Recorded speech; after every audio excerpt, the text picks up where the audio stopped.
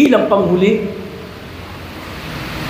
pinagbawal sa atin na gumawa ng kawalan ng katarungan sa mga asawang babae. At kabilang sa isa sa mga malalaking kasalanan ang gumawa ng kawalan ng katarungan, pagmamaltrato, dayagin o ano pa man, kawalan ng katarungan. Ito yung vul. At maraming babae, katulad ng ating nabanggit, maraming kababaihan ang nagsasuffer,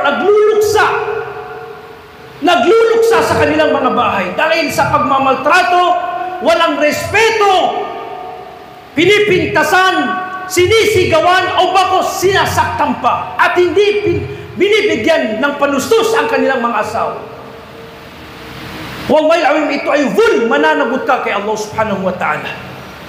Maraming babae nagtitiis, hindi sinasabi sa kanilang magulang ang kanilang katangian, kalagayan sa kanilang mga asawa, nagsasabor lang, pero inaabuso ng ilan tabya.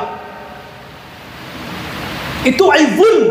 Ibigay natin ang karapatan ng ating mga asawa. At higit sa lahat, yung pakikitungo, magandang pakikitungo sa kanila. Sabi ng Allah subhanahu wa ta'ala, فَإِنْ أَطَعْنَكُمْ فَلَا تَبْغُوا عَلَيْهِنَّ سَبِيلًا.